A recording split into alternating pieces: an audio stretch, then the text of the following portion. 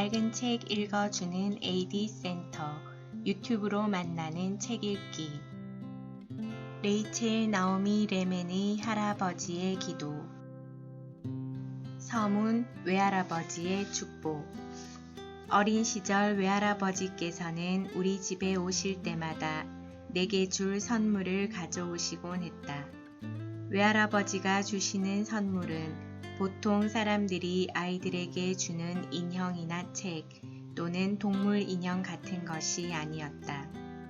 내가 어릴 때 가지고 놀던 인형들은 50여 년 전 모두 없어져 버렸다. 하지만 외할아버지가 주신 선물들 중에서 어떤 것들을 나는 아직도 간직하고 있다. 어느 날 외할아버지는 내게 작은 종이컵을 선물로 주셨다. 무언가 특별한 것을 기대하던 나는 종이컵 안을 들여다본 후 실망하고 말았다. 그 속에는 흙이 가득 들어있었던 것이다. 부모님은 늘 내게 흙을 만지면 안 된다고 타이르셨다. 그래서 외할아버지께 부모님이 뭐라고 주의를 주셨는지 말씀드렸다. 외할아버지는 빙그레 웃으시기만 할 뿐 아무 말씀이 없으셨다. 외할아버지는 내가 가지고 노는 소꿉 장난감 속에서 작은 찻잔을 집으셨다. 그러고는 내 손을 잡고 부엌으로 가셨다. 외할아버지는 그 작은 찻잔에 물을 가득 담으셨다. 그 찻잔을 들고 다시 내 방으로 가셔서는 조금 전 내게 보여주신 종이컵에 물을 준 후 창가 턱에 올려놓으셨다. 외할아버지는 내 손에 찻잔을 쥐어주시며 말씀하셨다. 네시메레야, 날마다 이 잔으로 종이컵에 물을 줄 수 있겠니? 나는 영문도 모른 채 고개를 끄덕였다. 네시메레야, 네가 매일 물을 주면 무슨 일이 일어나는지 알게 된단다. 그 당시 우리는 맨해튼에 있는 한 아파트의 6층에 살았다.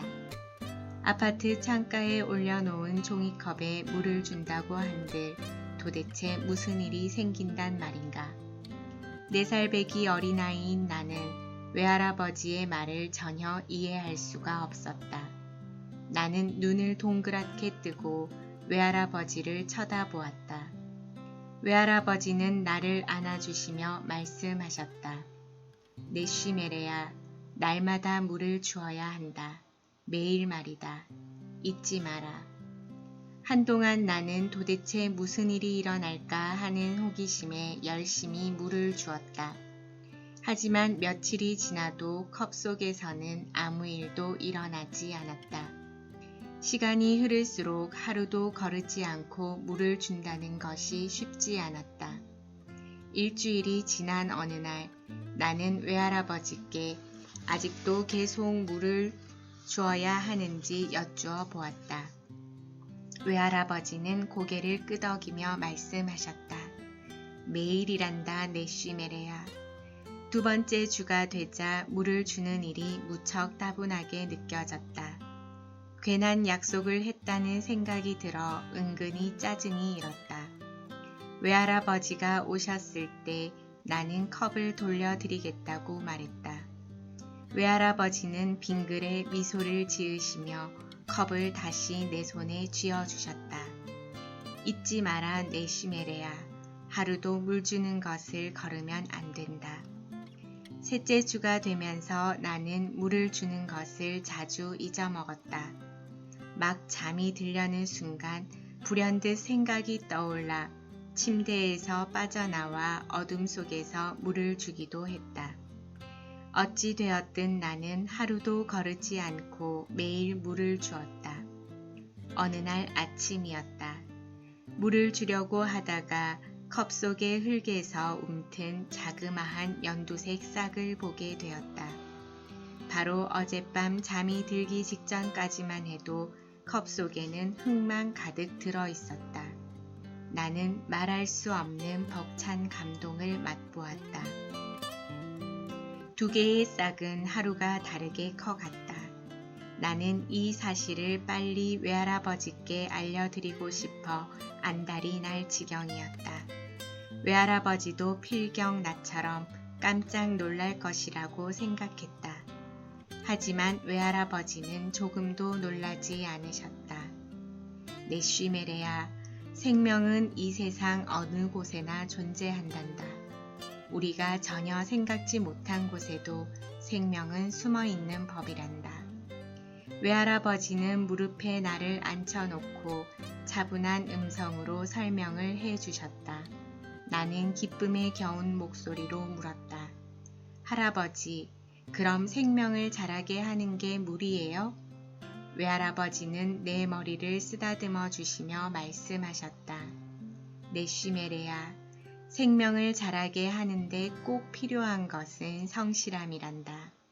이것이 내가 배운 섬김에 대한 첫 번째 가르침이다. 물론 그때는 너무 어린 탓에 외할아버지의 말씀을 섬김으로 이해하지 못했다. 외할아버지는 섬김이나 봉사라는 단어를 쓰지 않으셨다. 다만 우리 주변과 우리 안에 있는 생명을 축복해야 한다고 말씀하셨다.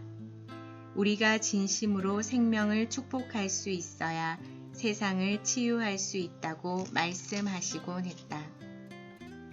외할아버지는 헤브라이 신비 철학의 전통을 이어오는 카발라 학자였다. 우리 부모님과 삼촌들, 그리고 친척 아주머니들은 이러한 것을 냉소적인 시선으로 바라보았다. 심지어는 세습적인 인습으로 여겨 아주 못마땅하게 여기거나 일종의 밀교로 간주하는 사람들도 있었다. 외할아버지가 돌아가시자 그분이 오랜 세월을 몰두해 연구한 고서적과 필사본들은 어디론가 사라지고 말았다. 카발라에 의하면 태초의 어느 시점에서 거룩한 존재가 헤아릴 수 없이 많은 불꽃으로 나뉘어 우주에 흩어졌다고 한다. 모든 사람, 모든 존재 안에는 선을 행할 수 있는 신의 불꽃이 담겨 있다는 것이다. 우리는 우리 안에 내재하는 신의 현존을 아주 단순하고 평범한 일상에서 만날 수 있다. 카발라는 우주 안에 숨어 있는 거룩한 존재가 매 순간 우리에게 말을 건넨다고 가르친다. 세상이 우리의 귀에 속삭이고 우리 안에 계시는 신의 불꽃이 우리 마음에 속삭인다. 외할아버지는 그것을 어떻게 듣는지 가르쳐 주셨다.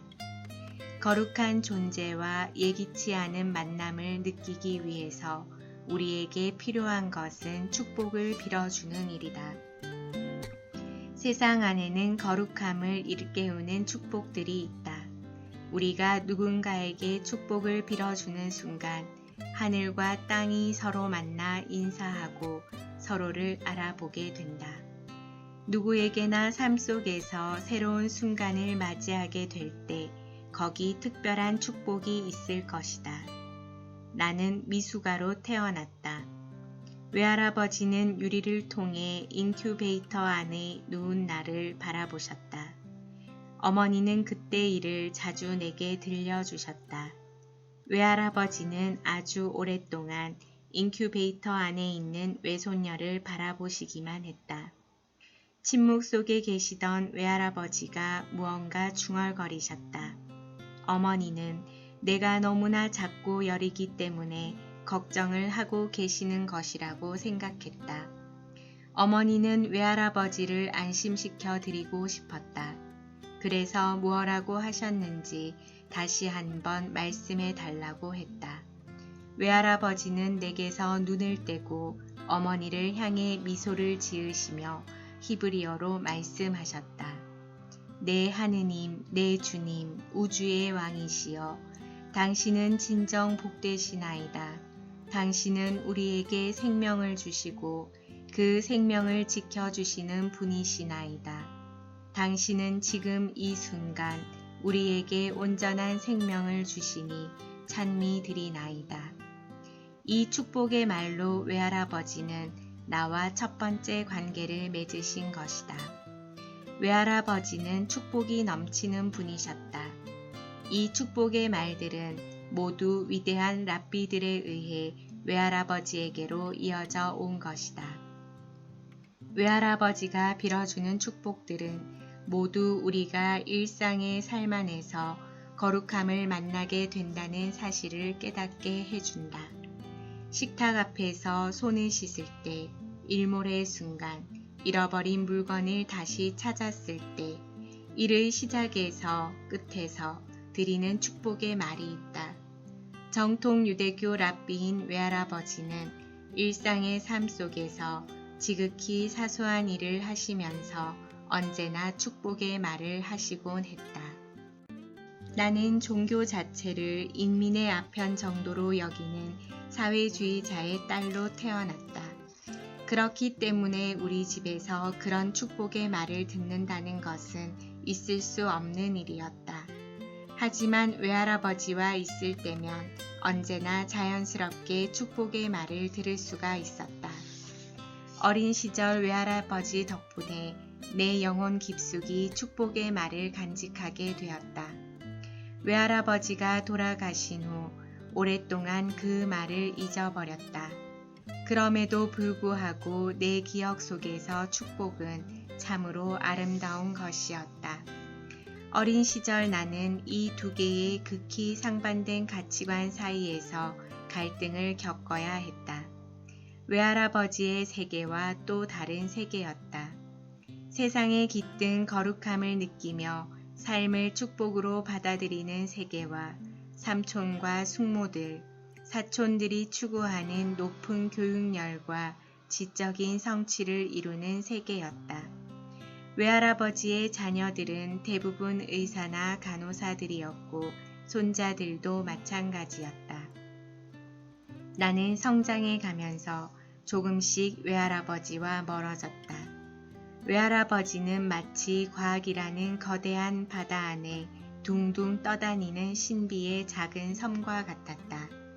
성공을 향한 치열한 경쟁 속에서 나는 어린 시절의 많은 다른 것들과 함께 외할아버지 역시 아스라한 기억 저편에 밀어 넣었다.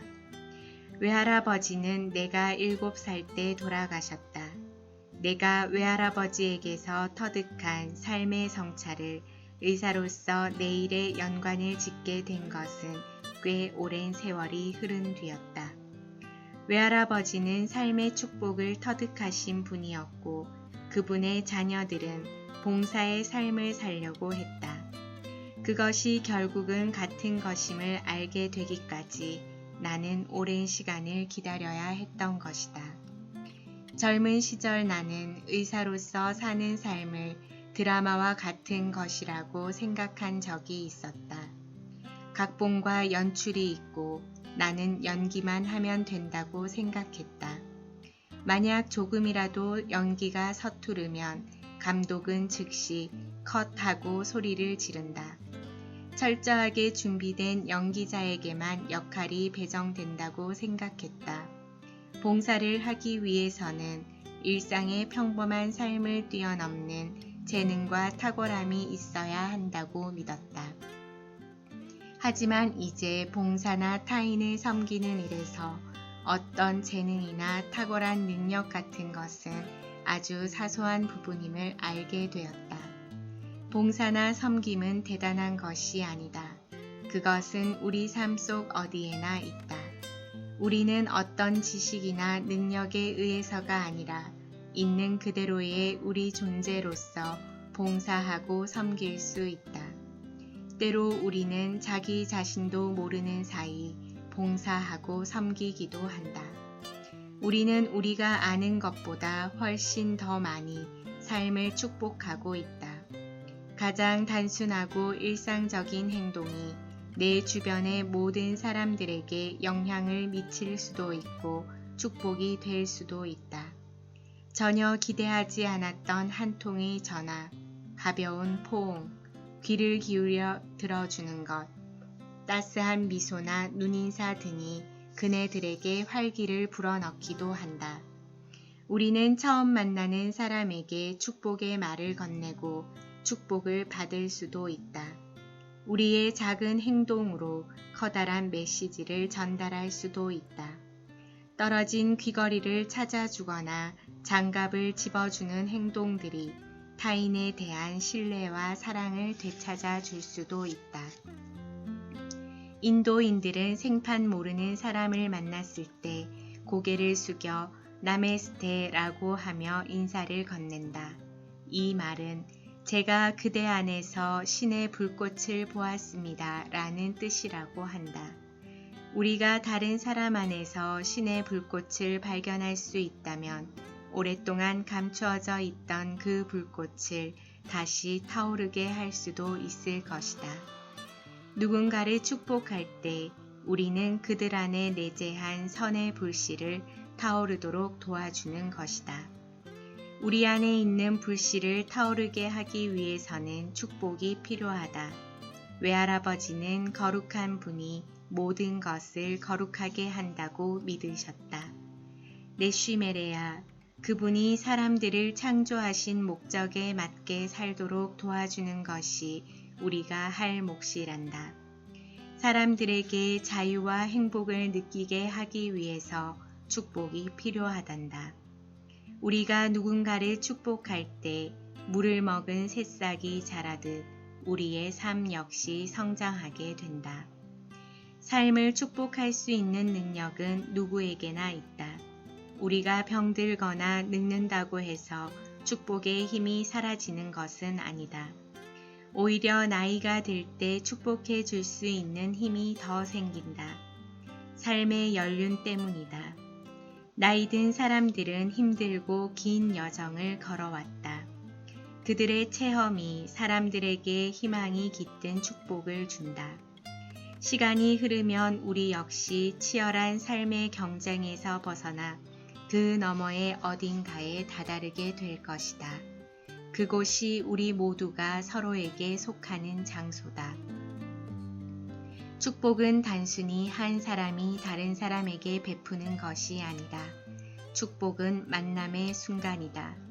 함께한 그 순간 우리는 자신의 본래 모습을 깨닫고 그것을 받아들이게 된다. 관계 속에서 우리는 삶에서 참으로 중요한 것이 무엇인지 깨우친다. 자기 자신의 참 모습을 인정하고 받아들일 때에만 우리는 아무런 가식 없는 있는 그대로의 자신이 될 수 있다. 이 순간 상대방에 대한 불신에서 벗어나 진정한 안식을 얻는다. 우리는 축복을 통해 나 자신이 진정으로 누구인가를 깊이 성찰할 수 있다. 삶을 축복하고 서로를 섬기는 사람들은 서로가 깊은 유대 속에서 힘을 얻는다. 권태와 공업뿐인 삶의 방식에서 벗어나 외로움을 극복하고 서로에게 안식처가 되어준다. 우리가 서로 삶을 축복해 줄 때 더욱더 친밀해지고 그 속에서 잊어버렸던 나 자신을 찾게 된다. 우리는 누군가에게서 축복을 받음으로써 자신의 삶이 중요하고 자신에게 축복받을 만한 어떤 것이 있음을 발견하게 된다. 마찬가지로 우리가 다른 사람들을 축복할 때 내게도 똑같은 일이 일어난다. 우리가 타인을 위해 봉사하거나 섬겨서 그들의 나약함을 채워주고 고장난 부분을 고쳐주는 것이 아니다. 우리가 섬기는 것은 하나의 전체로서 우리 안에 있는 존재 그 자체다. 돕거나 고쳐주거나 구해주는 것과 섬김은 아주 다르다. 그것은 서로 인연을 맺는 것이다. 봉사하고 섬기는 것에는 여러 가지 방법이 있다. 우정을 통해 또는 좋은 부모가 되어주거나 이를 통해서도 섬길 수 있다. 친절과 연민, 관대함과 수용을 통해서도 섬길 수 있다. 어떤 방법으로 섬기든지 우리의 섬김은 그 자체로 우리를 축복한다. 우리가 누군가를 섬기면서 축복을 보낼 때 세상과 우리 주변과 우리 안의 빛은 더욱 밝아진다. 카발라는 공동체로서의 인간이 해야 할 일을 티쿤 올람이라고 말한다. 우리가 세상을 유지하고 새롭게 한다는 뜻이다.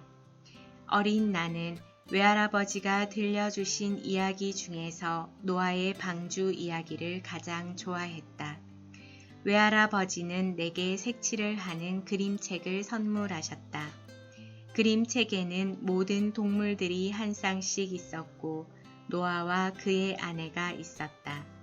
그들이 산타 복장을 한 것은 아니지만 내 눈에는 산타 할아버지와 그의 아내처럼 보였다. 외할아버지와 나는 그림책에 색칠을 했다.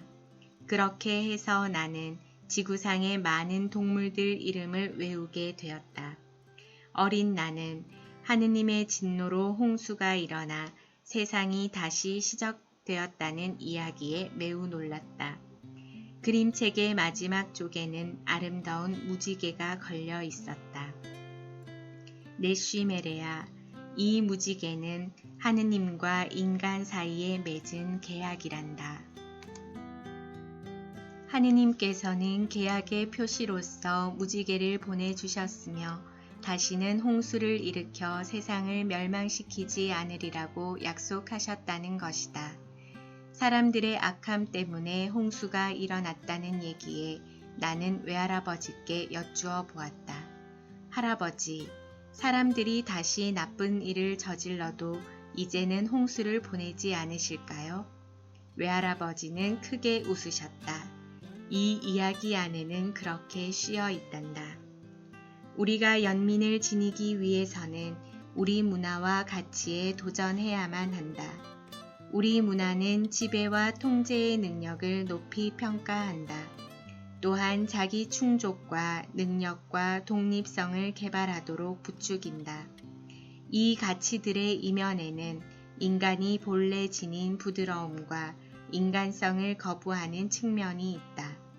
이러한 문화의 영향으로 우리는 나 자신뿐만 아니라 다른 사람들 안에 있는 도움을 필요로 하는 약함, 고통스러운 것은 무조건 거부하거나 경멸하는 경향을 지니게 되었다. 세상이 각박해지면서 사람들은 안전한 장소를 확보하려고 한다. 그 때문에 공부를 하고 기술을 배우고 돈을 번다. 우리는 집이나 일터, 심지어는 자동차에까지 안전을 위한 장소를 마련한다.